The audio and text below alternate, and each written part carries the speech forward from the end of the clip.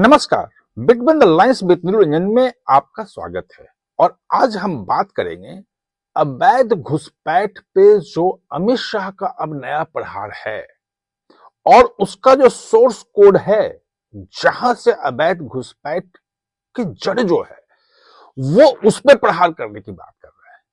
वो सीमा पे बाड़ लगाना और बीएसएफ वो तो अलग है, लेकिन वो बार बार जो कहते हैं कि कहां से ये इनको जगह मिलती है, उस जगह पे वो हमला करेंगे। सोर्स जो उनका कोड है वो उस पे, और उसकी तैयारी शुरू हो गई है। वो अमित शाह जब बोलते हैं तो वो सिर्फ ये बोलते नहीं है, उनकी आगे की पूरी रणनीति होती है और बड़े शांति तरीके से वो उस पे काम करते हैं, उस ढंग से चलते हैं।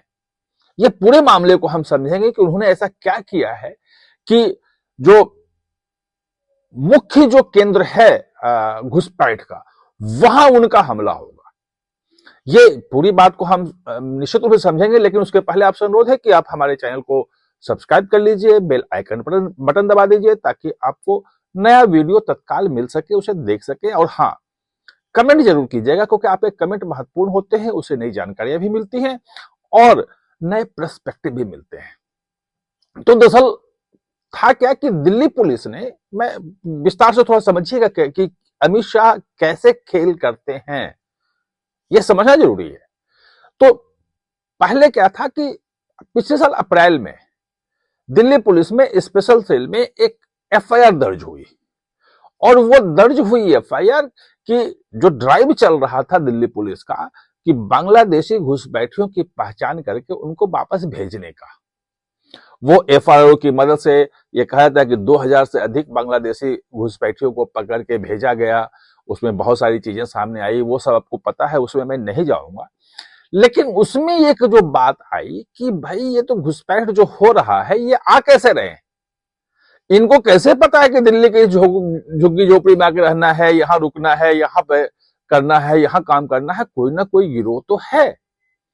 उस गिरोह की जांच के लिए काम सौंपा इन्होंने स्पेशल सेल, जो दिल्ली पुलिस का स्पेशल सेल है उसको।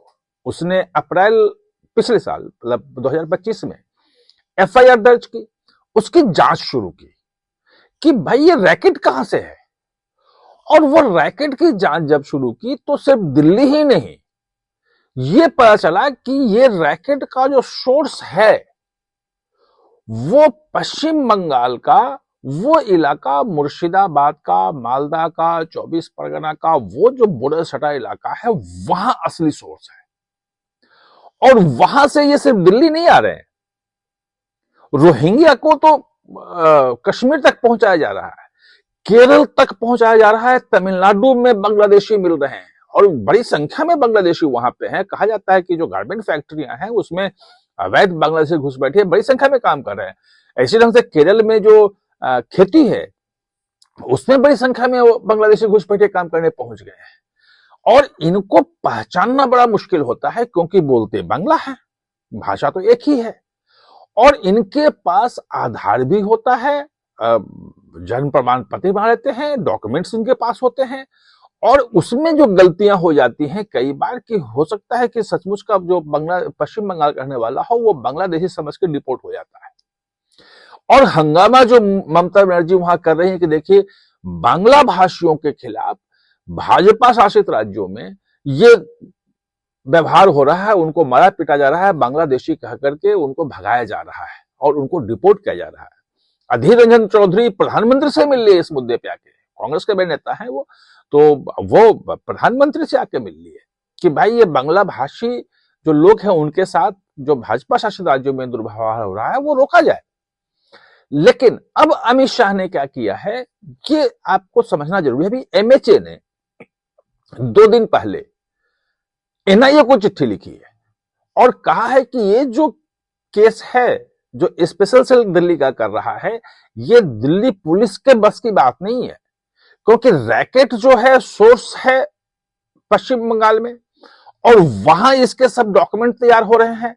वो डॉक्यूमेंट तैयार करने में वहां के जो अधिकारी भी शामिल हैं, वहां के जो लोकल नेता हैं वो भी शामिल हैं। यानी कि पूरा का पूरा रैकेट पैसे लेकर के इसकी जांच हो रही है। इसमें पैसे का भी बहुत बड़ा खेल है। क्योंकि तमाम जो बांग्लादेशी जब अब लौट रहे थे एसआईआर के बाद, तो आपने सुना कि कैसे उन्होंने कहा कि उन्होंने 10,000 दे करके, 12,000 रुपए दे करके और उनको इस पार लाया गया था। अब वो लौट रहे हैं, सब पैसे का खेल है, उसमें पूरा का पूरा रैकेट पैसे से होता है। तो एनआईए को अब कहा गया है कि वो जो केस है दिल्ली पुलिस स्पेशल सेल में, वो अब जांच एनआईए करेगी। एनआईए को पावर है।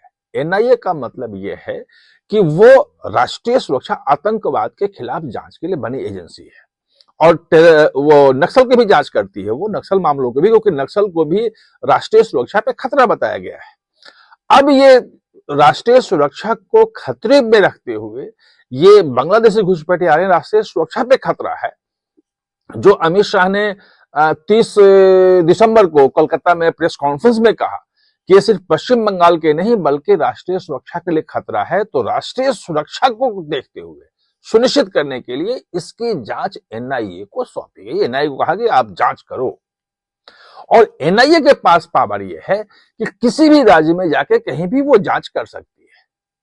पावर यह भी है कि किसी स्टेट में अगर कोई केस है तो वो सीधे सीधे मतलब गृह मंत्रालय जो है, केंद्रीय गृह मंत्रालय, वो एनआईए को दे सकता है अगर टेररिस्ट से जुड़ा हुआ केस है और वो स्टेट नहीं दे रहा है। यहां तक पावर है उसको, तो वो जांच दी जा रही है। अब एनआईए का एक्शन जो है वो वहां पे जो सोर्स है, जहां पे डॉक्यूमेंट बनते हैं, जहां पे अधिकारी जो है लोकल अधिकारी मिले हुए हैं, जो एजेंट हैं जो बांग्लादेश से उनको लाते हैं, उन्होंने जो घुसपैठ करके जो पैसे कमाए हैं वो संपत्तियां भी जब्त होंगी और उन सबको अरेस्ट भी किया जाएगा। वैसे एक इन्होंने जो है वो घुसपैठ रोकने के लिए एक हाई पावर्ड जो है वो मिशन बनाने की वो घोषणा भी की थी प्रधानमंत्री ने। वो लाल किले से आपको ध्यान होगा, उसके मेंबर्स जो हैं वो अभी ढूंढे जा रहे हैं, लेकिन वो जब आएंगे तब आएंगे। वो कैसे घुसपैठ का क्या क्या इंपैक्ट है, कहां से हो रहा है, कैसे रोका जाए, वो उसका एक बड़ा दायरा है जो काम करेगा। लेकिन फिलहाल जो दायरा चल रहा है, जो काम हो रहा है, वो हो रहा है कि एनआईए को इसमें दे दिया गया और उनको कहा गया कि पूरा रैकेट की जो सोर्स है, जो केंद्र में है, जो लोग कर रहे हैं उनको आप पकड़ो। और अमित शाह ने कहा भी था, आपको ध्यान होगा कि भाई एक तो है कि 400-500 किलोमीटर का जो है वो फेंसिंग नहीं हुआ है, फिर भी अगर वो आ जाते हैं तो उनका आधार कार्ड कौन बनवाता है, वो कहां आके रुकते हैं, कौन उनको शेल्टर देता है, उनके डॉक्यूमेंट्स कौन तैयार करता है, और उस डॉक्यूमेंट्स को लेकर के पूरे देश में फिर जाते हैं।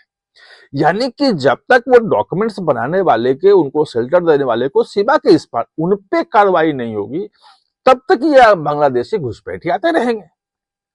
तो अब अमित शाह ने वहीं पे जाकर के एनआईए को कहा है कि वहां जाके उनके खिलाफ कार्रवाई करो।